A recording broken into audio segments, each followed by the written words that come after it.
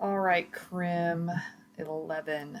Let's get going on chapter 2. Measurement and nature of delinquency. So, this chapter is going to talk about something that's kind of boring, but still at the same time really important. It's important to know how much delinquency is being committed, where it's being committed, who it's being committed by. So kind of basically this is a chapter that talks about how we collect data about delinquency and crime in general, and why it's important to do so. So again, I know it kind of sounds boring, but I'm going to do my best to not bore you to death through this chapter. I know this looks like a little Christmas tree, and it's maybe, no, I don't think it will ever be close to Christmas time when this when this chapter is reviewed in any of my classes. But anyways, the measurement of delinquency. There are a few different, what I would call tools that are used to measure delinquency, and by measure, to describe how much delinquency is being committed throughout the U.S. or crime in general, but for the purposes of this class, we're going to talk about delinquency. The Uniform Crime Report is one of the probably most well-known reports that is used to explain or report every year how much crime was committed the previous year. The FBI compiles annual data about crimes committed around the country. And ultimately what happens is they get information from every law enforcement agency throughout the United States about solved crimes. So these are crimes that have been solved in their communities. So this does not cover crimes where there has not been an arrest or conviction. This only covers crimes that have been solved in every jurisdiction. So, as you can imagine, there are a lot of crimes that take place that are either A, not reported, or B, unsolved. So there are some problems with the Uniform Crime Report. Okay, so again, the Uniform Crime Report is a report, an annual, so it comes out every year, report compiled by the FBI that talks about reports about crime committed around the country. So there are some pros, some positives about the Uniform Crime Report. It is an accurate report about documented solved crimes. So it does give us a good picture or snapshot of the actual crime that is taking place throughout our country. The cons are it's probably only a small portion of the crimes that are taking place. So when we see the Uniform Crime Report, we can see kind of trends. We can see in general if there's a rise in certain types of crimes, but we probably aren't going to ever get the true number because so many crimes go unreported and unsolved throughout the United States. So Uniform Crime Report is the first one that we will talk about.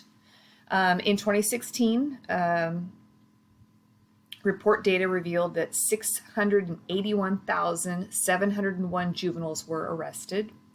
Youth between the ages of 10 and 17 made up about 25% of the population, but committed, that should say committed, not committees. I'm sorry, committed about 10% of all violent crimes. Oh, good Lord. Okay, and 13.6% of all property crimes. So those numbers can be a little bit scary if you think about it. For juveniles committed about 10% of all violent crimes in the U.S. in 2016. Okay, so the highest arrest numbers were for curfew violations, liquor laws, and other low-level offenses, which is probably a good thing because that's what we expect that juveniles are going to do. Juveniles were arrested for 15% of all burglaries, 20% of all robberies, and 12% of all weapons offenses. 7% of all murders were juveniles in 2016. That's crazy. And we have quite a few murderers in our Fresno County Juvenile Justice Campus as we speak. Juvenile court statistics. So this is a little chart that was taken directly from your book. And it kind of tells you, first of all, it gives you an idea of how many cases are actually go all the way through the court process, which is over here, and how many have arrests and never go through the court process. So 44% of juvenile cases don't even have filed charges filed. It's late, I know. You don't know that, but it's late, and I shouldn't be recording this right now because I'm tired. But anyways, 44% of juvenile arrests where a police report was written, 44% of those never even go to court. About 56% actually go to court. Now, some of those will move forward with intake and will go to court over here where it says judicial decision. 46% of those will get dismissed here.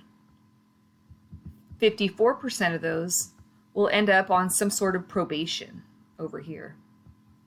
1% of those will be waived, which means charged as adults. So anyways, just a little court statistic chart. Okay, so first we talked about the Uniform Crime Report. Now we're going to talk about self-report studies. This is a study of juvenile crime based on surveys in which youth report on their own delinquent acts. So for an example, let's say some researchers reached out to me and said, hey, Fernandez, we want to use your class for a self-report study. We want you to hand out your class these surveys. They are all anonymous, and we want your students to tell us what kind of criminal acts they have committed. And these would be acts that they either have or have not been arrested for. Okay. So these are studies where the reporting person, so whoever it is that's taking this study, has to admit to crimes that they may have committed. I know it sounds kind of, it's hard to explain because it sounds really weird. Like who would just openly admit, oh, hey, yeah, I raped some girl when I was in 5th grade or, in junior high or high school, but I never got caught for it. That's what they're really hoping for when they do self-report studies. So there are some pros. Some people may be honest and with this confidential survey, and more crime may actually be uncovered, because maybe you are going to have that one person that says, yeah, I raped a girl last month and I didn't get caught for it. Or I have been stealing cars for the past 6 months and I've never been arrested.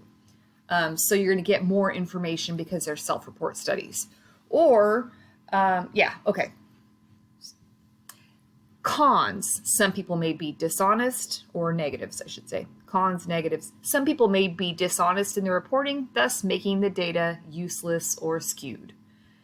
Some people like to be clowns. Some people like to be dramatic. Some people think it's funny to take these self-report studies and just make stories up. Or some people also have like mental illness, and maybe that would be another reason why they would make false reports in their self-report studies. So there are pros and cons to the self-report studies.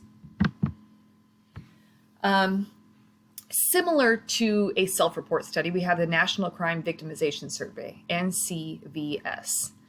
This is a very similar process to the self-report studies, except what we would be asking the recipient of the study, whoever is going to be taking the study, would be to report the crimes they have been the victim of.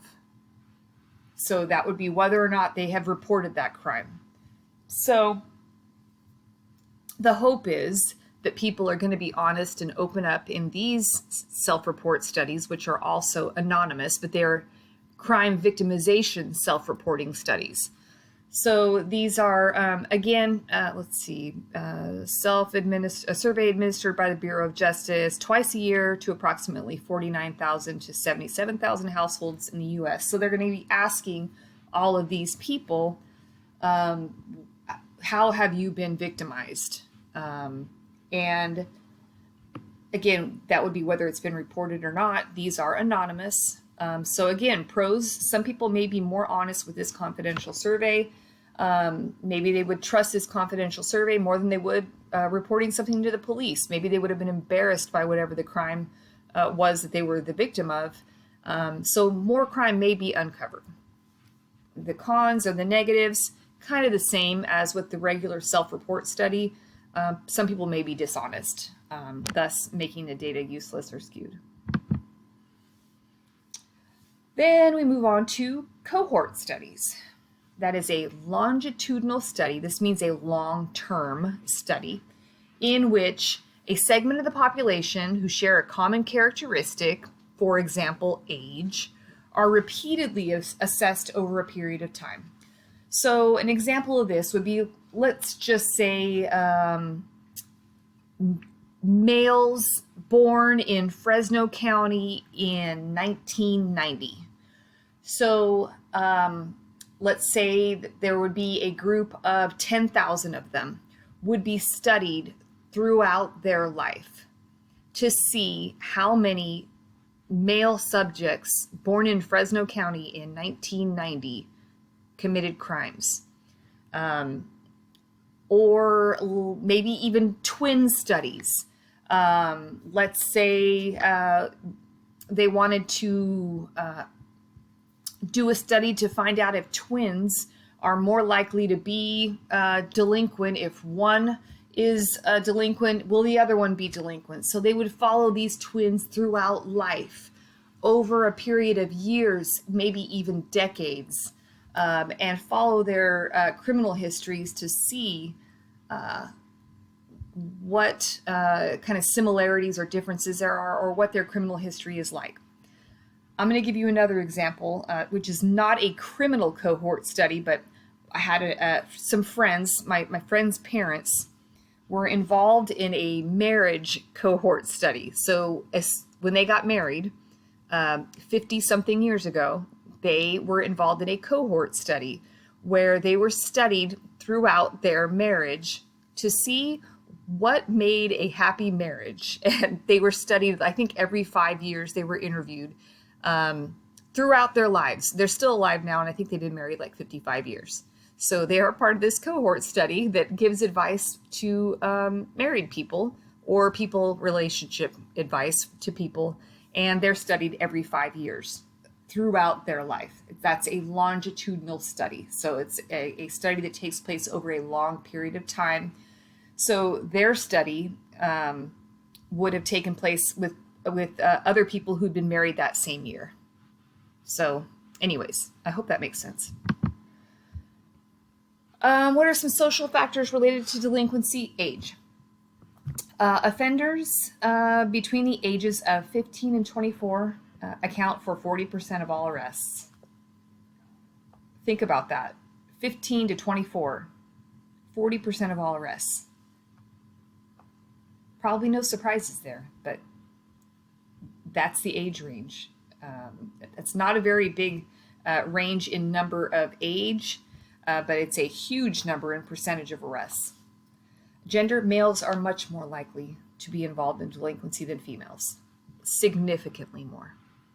Race and ethnicity. Studies show overrepresentation in arrests in the African American populations, although self-report studies do not support that African Americans commit more crimes. So we have there's more to dig into here.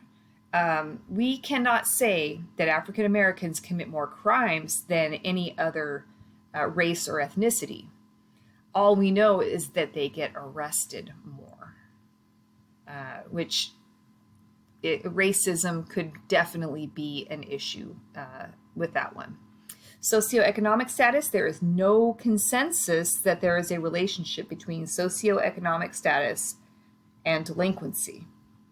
However, it would, again, arrests would probably show that lower socioeconomic status probably is related to a higher arrest rates.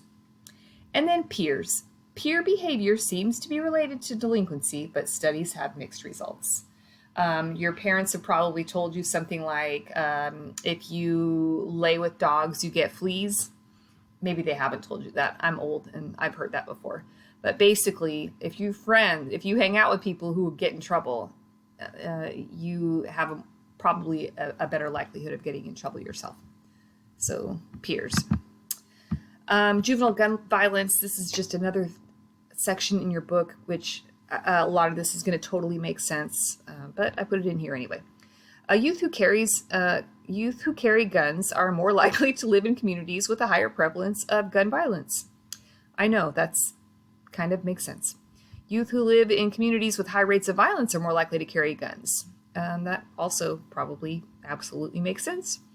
Youth who carry guns are significantly more likely to engage in serious assaults and robberies. Also probably makes sense. Youth who sell large amounts of drugs are more likely to carry guns. Yep, again, there's a pattern here. Youth who are heavy drug users are more likely to carry guns. Okay. Youth who are gang members have a higher probability of carrying a hidden gun. Again, most of these I think are probably things that are not surprising to you. And that's it. We made it through chapter 2. How do I turn this off? I'm going to say this every chapter, I think.